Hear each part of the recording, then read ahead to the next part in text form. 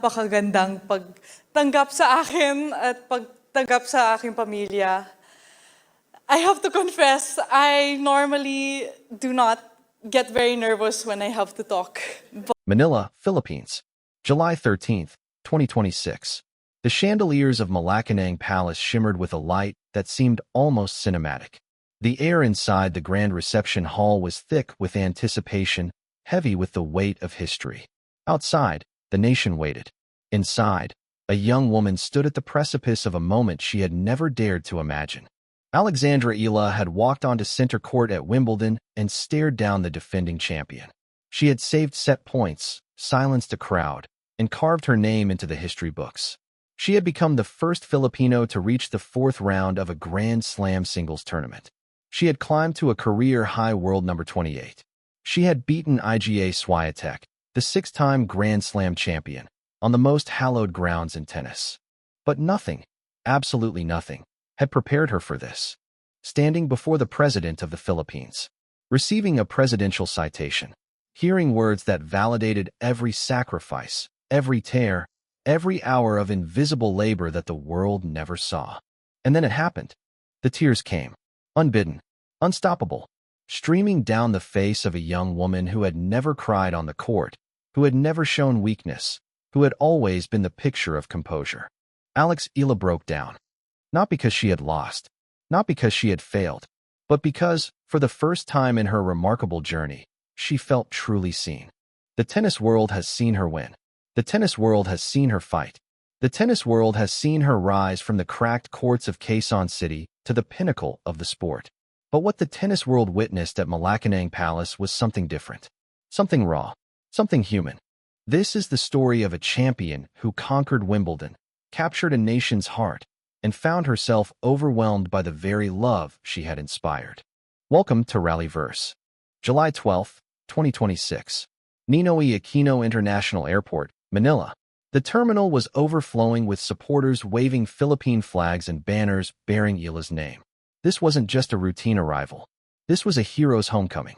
A delegation led by Philippine Sports Commission Chairman Patrick Pato Gregorio and Philippine Olympic Committee President Abraham "BOMBSHELL" Tolentino had gathered to welcome the 21-year-old tennis sensation. Eala had just completed the most remarkable Wimbledon campaign in Philippine tennis history. She had become the first Filipino singles player to reach the fourth round of a Grand Slam tournament. She had defeated defending champion Iga Swiatek in a stunning third-round match that will be talked about for generations. She had climbed to a career-high world number 28 in the latest WTA rankings. For a nation of 110 million people, Eala's achievements were more than just sports headlines. They were a source of collective pride. Government agencies and private organizations had staged public watch parties across the country during her fourth-round match against Jasmine Paolini.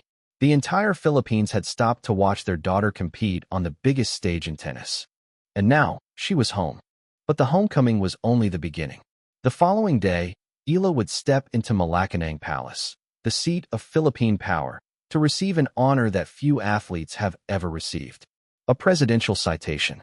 The highest recognition a Filipino athlete can receive from the highest office in the land. The nation waited, and Alex Eala prepared for a moment that would change her life forever. July 13th, 2026. Malacañang Palace, Manila. The reception hall was filled with dignitaries, government officials, and members of the Eala family. President Ferdinand Marcos Jr. and First Lady Luis Araneta Marcos had hosted the reception in honor of Eala's historic Wimbledon performance.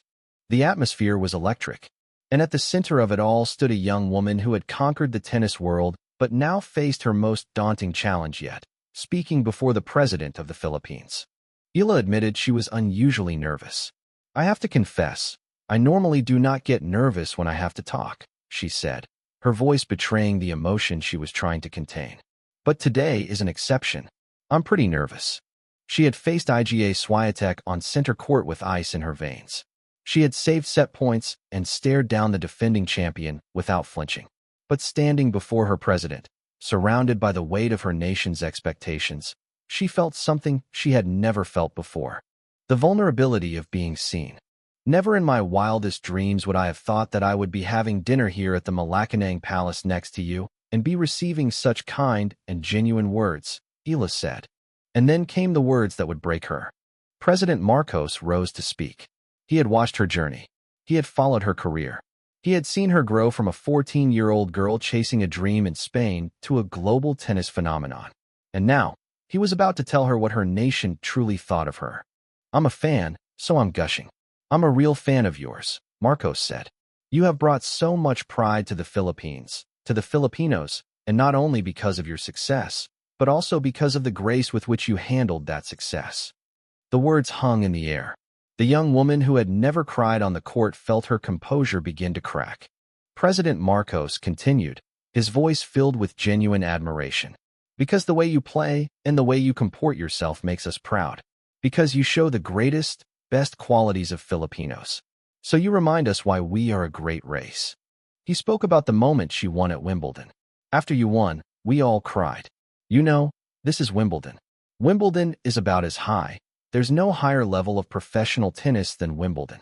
The president then turned to Eala's parents, acknowledging the sacrifice they had made when they sent their 14-year-old daughter to Spain to train at the Rafael Nadal Academy.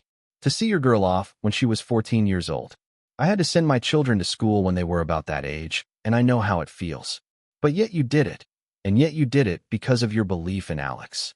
The words struck something deep within Eala. The recognition of her parents' sacrifice. The acknowledgement of the years of invisible labor. The validation of every hour that wasn't on TV, every moment of doubt, every setback, every obstacle she had overcome. Marcos ended his speech by praising Eala for always telling the world that she is a Filipina.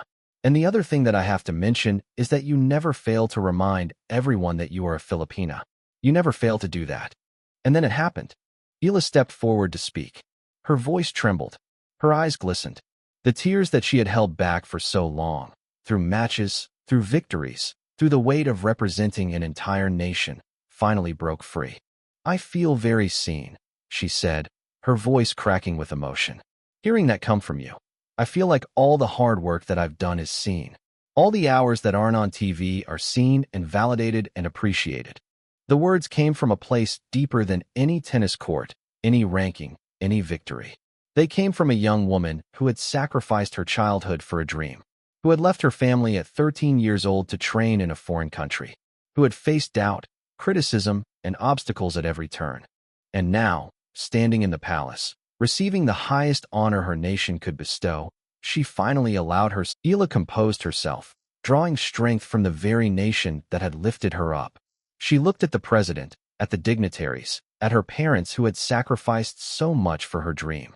I'm so grateful that I am able to share my triumphs, most especially my recent run at Wimbledon, with the country, she said. As we say, this is our victory. The words resonated through the palace. This was not just Alex Eala's achievement. This was the Philippines' achievement. Every Filipino who had stayed up late to watch her matches, every fan who had cheered her on from halfway across the world, every child who had picked up a tennis racket because of her, they were all part of this moment. Eala continued, her voice growing stronger. I cannot begin to describe how overjoyed I am to see how my progress has been received by the Filipino people. It warms my heart because I know that it comes from a profound and shared love for our nation. She looked directly at the president and made a promise that would define her career moving forward. Lubos kong ipinagmamalaki ang pagiging Filipino, she declared. I carry the flag with me wherever I go. And I am a firm believer that where you come from is a big part of who you are. I promise that I will continue to represent the Philippines in the best way that I possibly can. The room erupted in applause. But the tears that had started flowing during the president's speech, continued to stream down Eala's face. She didn't try to hide them anymore. She let them flow. Because these tears weren't a sign of weakness.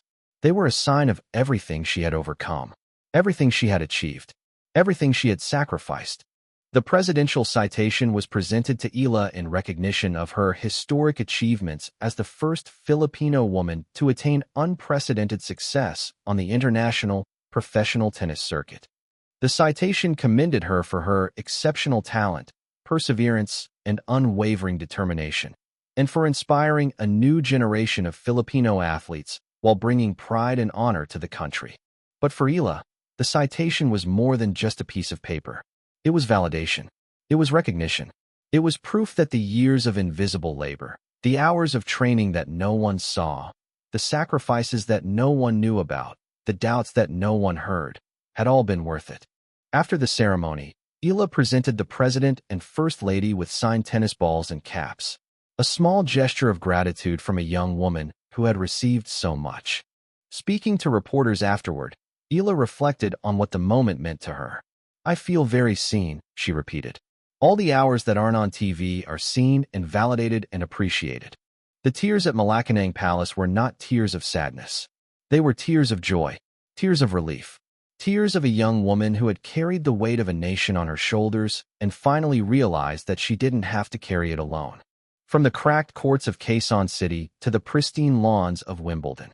From being a 13-year-old girl alone in Spain to standing before the President of the Philippines. From being told she couldn't to proving that she could.